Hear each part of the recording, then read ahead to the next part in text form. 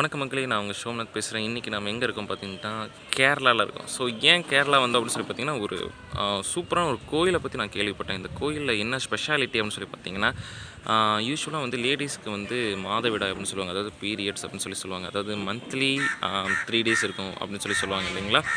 So அதே மாதிரி இங்கே இருக்க அம்மனுக்கும் அதே ஒரு சக்தி இருக்குது. ப்ளஸ் அந்த மந்த்லி 3 days எங்கள் அம்மாவுக்கும் அந்த மாதிரி ஆகும். அவங்கள வந்து எடுத்துகிட்டு போய் வேறு ஒரு இடத்துல குளிப்பாட்டுவாங்க அப்படின்ற மாதிரி சொன்னாங்க.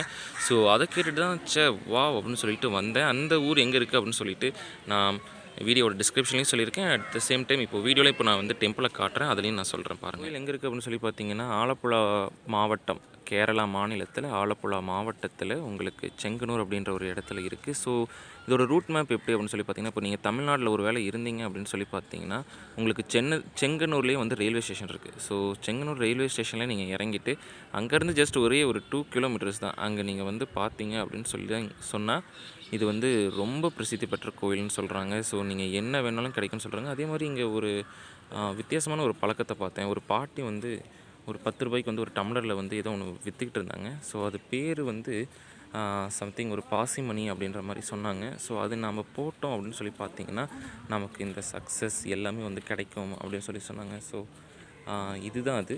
நீங்கள் வந்து பார்த்தீங்கன்னா இருக்கும். அது பேர் வந்து மஞ்சடி அப்படின்னு சொல்லி சொல்கிறாங்க. ஸோ இது நீங்கள் போட்டிங்க அப்படின்னா உங்களுக்கு வந்து எல்லாமே கிடைக்கும்னு சொல்கிறாங்க. ஸோ இது கண்டிப்பாக ஒரு தடவை வந்து பாருங்கள்.